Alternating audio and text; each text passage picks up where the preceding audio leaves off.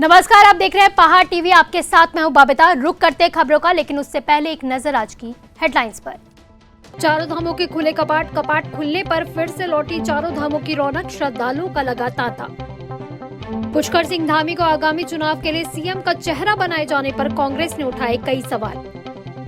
कांग्रेस की परिवर्तन यात्रा का दूसरा चरण हरिद्वार से होगा शुरू, जनसभा भी की जाएगी आयोजित।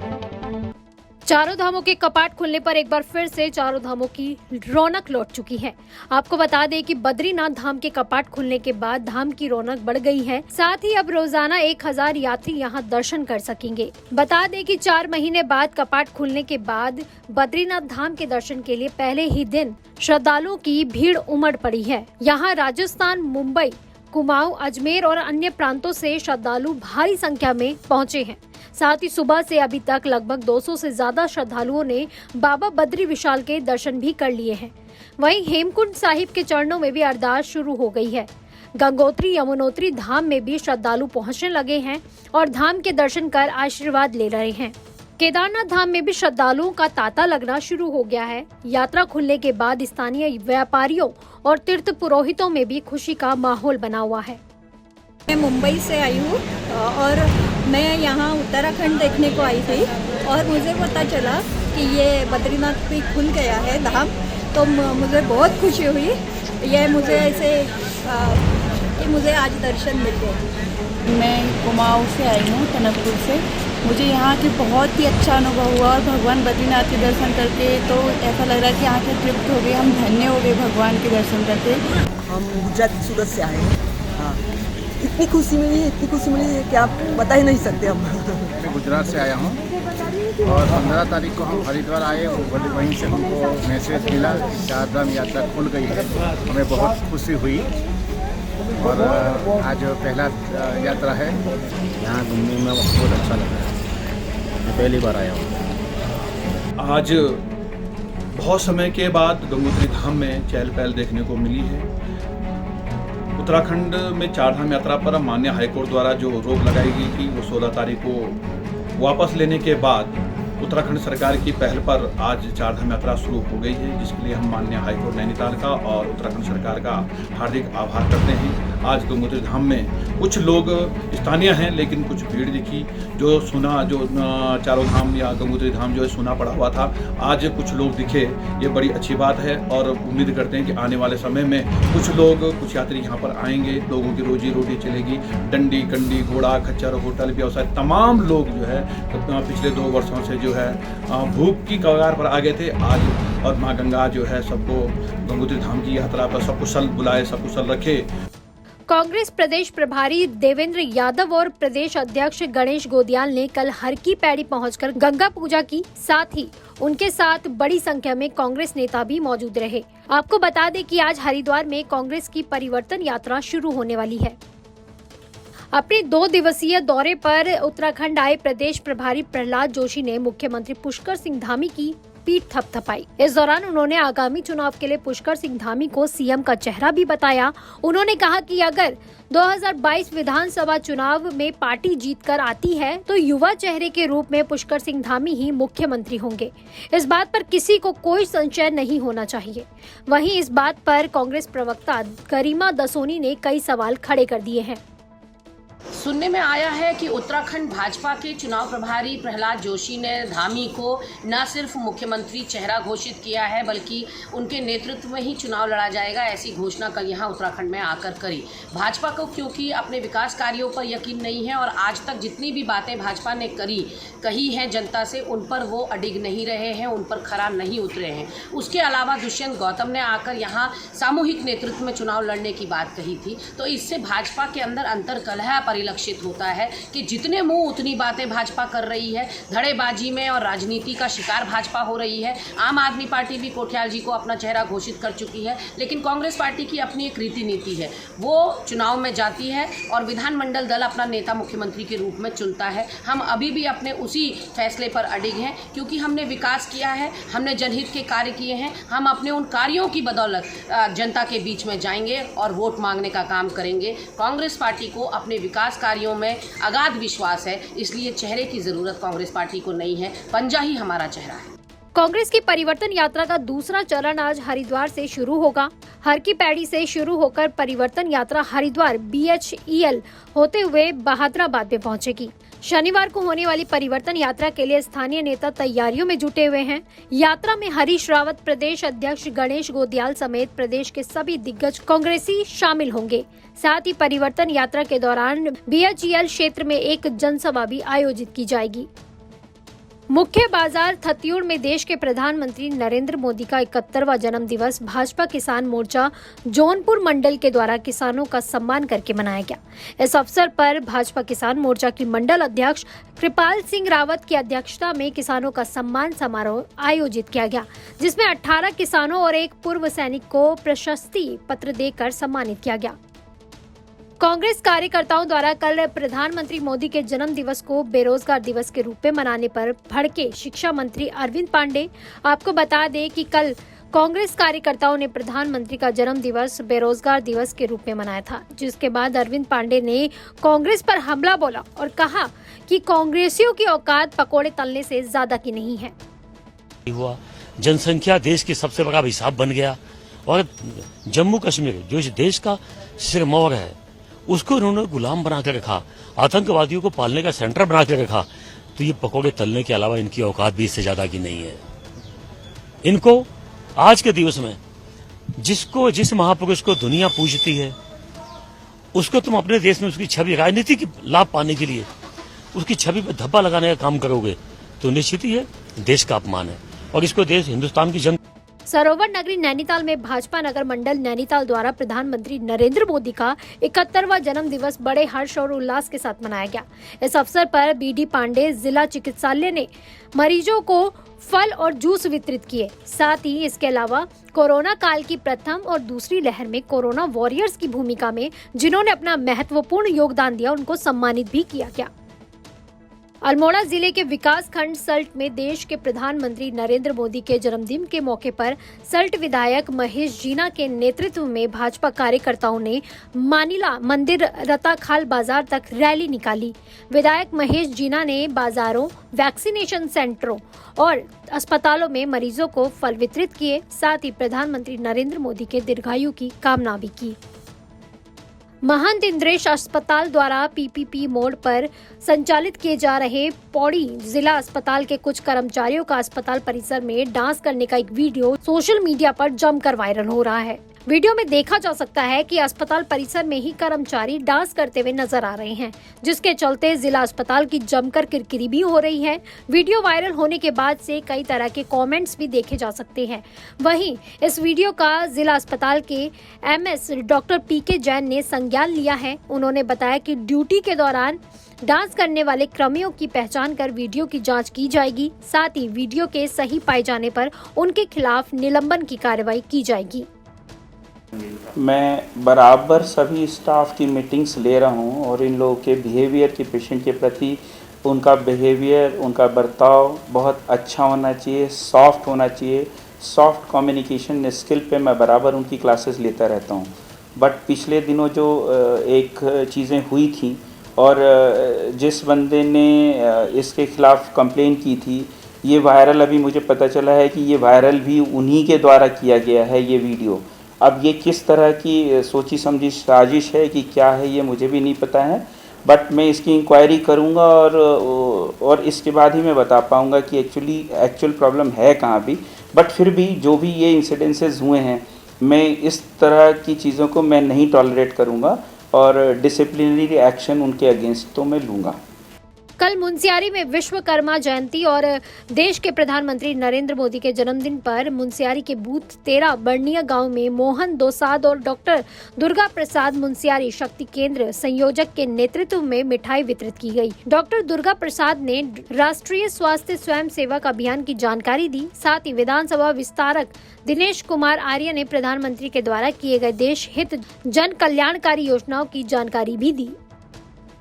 मसूरी में कैबिनेट मंत्री गणेश जोशी ने मसूरी MPG कॉलेज का निरीक्षण कर कॉलेज की समस्याओं को जाना। कॉलेज के प्राचार्य डॉक्टर सुनील पवार ने बताया कि कॉलेज में कई महत्वपूर्ण विषयों की कमी है, जिस कारण छात्र छात्राओं को देहरादून और अन्य जगह पढ़ने के लिए जाना पड़ रहा है, जिससे छात्रों को भारी परेशानियां हो रही हैं। वहीं कॉलेज में खेलकूद के लिए जगह उपलब्ध नहीं है। ऐसे में कॉलेज में इंडोर स्टेडियम बनाने की मांग की गई। वहीं कॉलेज में 12 शिक्षकों के पद रिक्त हैं, जिनको नियुक्ति की मांग की गई है। कैबिनेट मंत्री गणेश जोशी ने कहा कि जल्द ही कॉलेज की समस्याओं को दूर करते हुए कॉलेज में शिक्षकों की कमी को भी दूर किया जाए।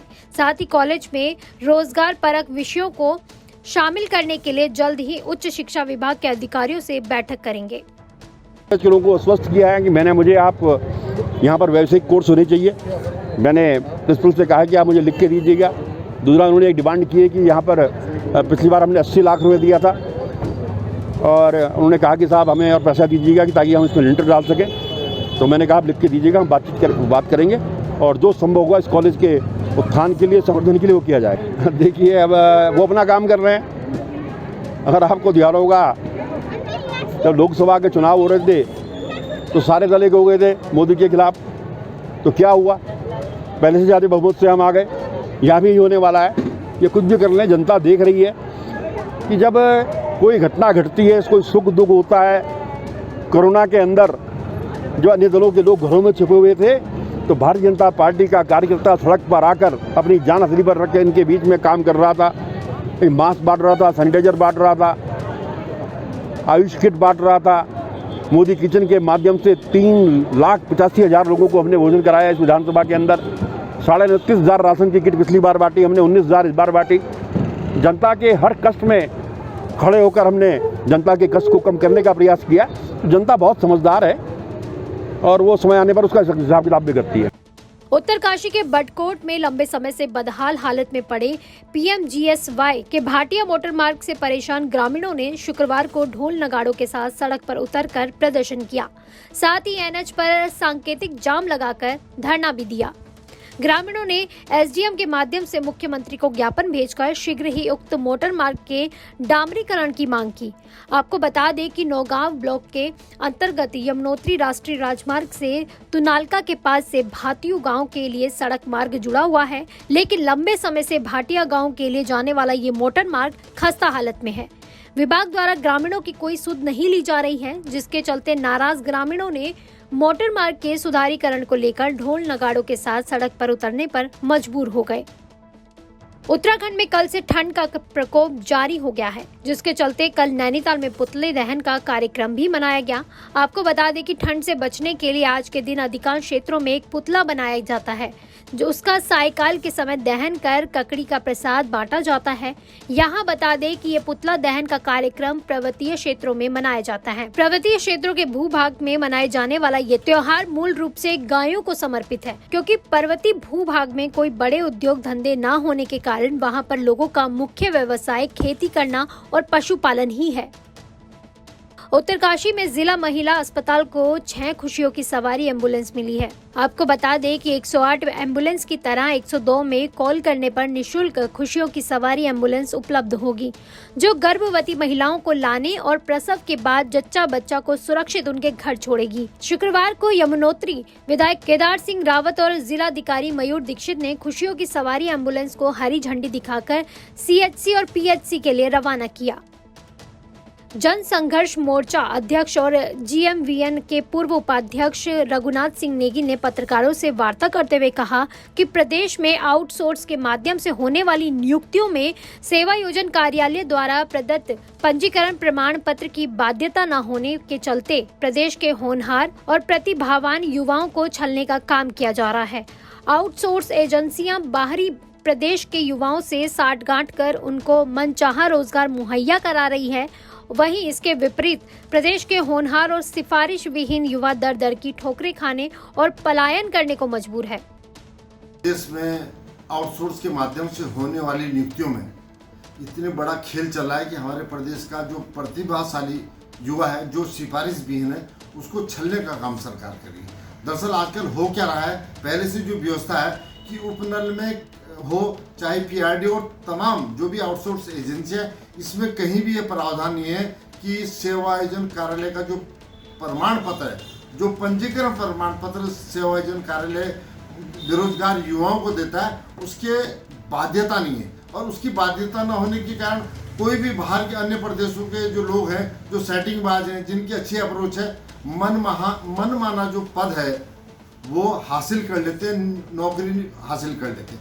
हमारा कहना यह है कि अगर सरकार इन आउटसोर्स के माध्यम से मिलने वाली नौकरियों में सेवायोजन पंजीकरण की व्यवस्था अनिवार्य कर देगी कि इसमें सेवायोजन पंजीकरण प्रमाण पत्र लगेगा ही लगेगा, उन्हीं युवाओं को रोजगार मिलेगा, तो निश्चित तौर पे जो प्रदेश में हमारे युवा हैं उनको रोजगार मिलेगा, पलायन भी रुकेगा। नहीं तो हो क्या रहा है कि बाहर के लोगों का तो यहाँ अपने प्रदेशों से पलायन हो रहा है, लेकिन जो हमारे प्रदेश का युवा है जो बहुत वेल क्वालिफाइड है, सारी योग्यताएं रखता है, लेकिन उसको इन आउटसोर्स एजेंसियों के माध्यम से रोजगार नहीं मिलता क्योंकि उनकी सेटिंग कैटी नहीं होती।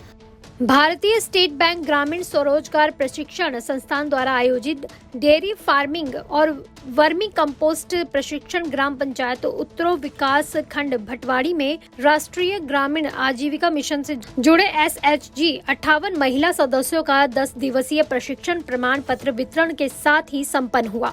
समापन समारोह में ग्राम प्रधान धर्मवीर सिंह पवार ने संस्थान का आभार जताया, साथ ही कहा कि ग्रामीण क्षेत्र में परंपरागत तरीकों से कई लोग डेयरी फार्मिंग, वर्मी कंपोस्ट का कार्य कर रहे हैं। यूं तो राज्य सरकार पर्यटन मंत्री पर्यटन को बढ़ावा देकर युवाओं को रोजगार देने की बात करती है, वहीं पर्यटन मंत्री के घर से 50 मीटर की दूरी पर स्थित 30 सैया पर्यटक अतिथि गृह लगभग पिछले 3 सालों से बंद पड़ा हुआ है। रख रखाव न होने के कारण अतिथि गृह अंतिम सांसें ले रहा है। वर्तमान हालत ये है कि बंद पड़े इन कमरों के अंदर जो भी सामान रखा हुआ है उनके ऊपर चूहे कूद रहे हैं। पर्यटक अतिथि गृह के चारों ओर झाड़ियां, गंदगी फैली हुई है और इसके अंदर की स्थिति ऐसी बनी हुई है जिसमें बिस्तर बेड सब कुछ सड़ चुके हैं। जी, यहाँ पर ये पर्यटन विभाग द्वारा बनाया गया 30 सहरा रैन बसेरा है। इसका कोई रखरखाव नहीं है, जबकि पर्यटन मंत्री के घर के बिल्कुल नज़दीक है और यहाँ पर बेडों की हालत बिल्कुल बुरी हो रखी है। और आपने देखा होगा कि सारे कमरे ऐसे हो रखे हैं जैसे कोई गौशाला होगी और चारों तरफ झाड़ी हुई है, इसमें कोई रखरखाव नहीं है। यहाँ पर पहले कभी शादियाँ हुआ करती थी, लेकिन जब यहाँ कोई एक तरफ तो आप नया पर्यटन विभाग द्वारा नया भवन बनाया जा रहा है और दूसरी तरफ इसका कोई रखरखाव नहीं जो पहले से बना हुआ है। और हम पर्यटन मंत्री से इसके लिए ये चाहते हैं कि इसका जल्दी से जल्दी रखरखाव और इसमें जो बेड हैं और जो इसमें बिजली पानी की व्यवस्था है वो सुचारू रूप से सही की जाए, ताकि हमारी जो गरीब कन्या की जो शादी होती थी यहाँ पे वो सुचारू रूप से चली जाए।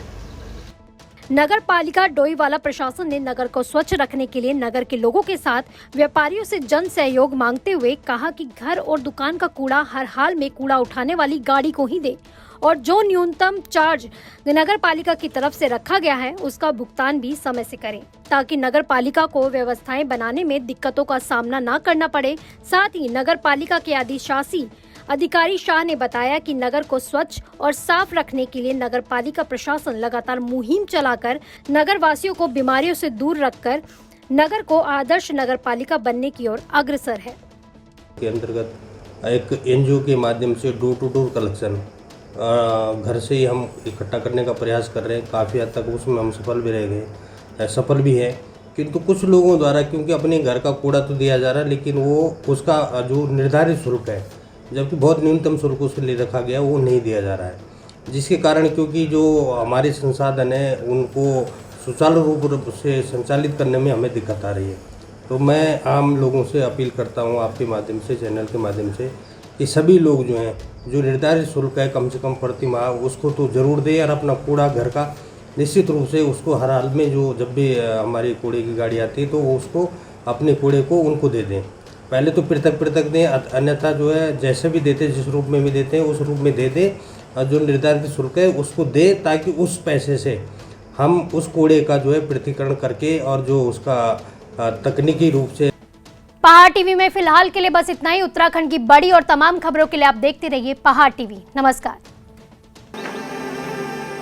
है बेखौफ उम्मीद का रंग।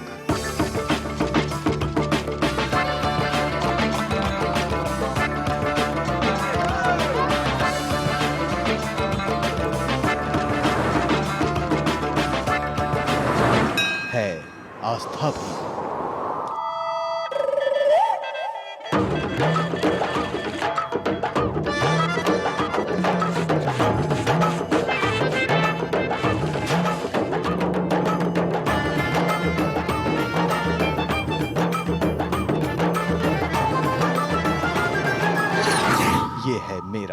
उत्तराखंड।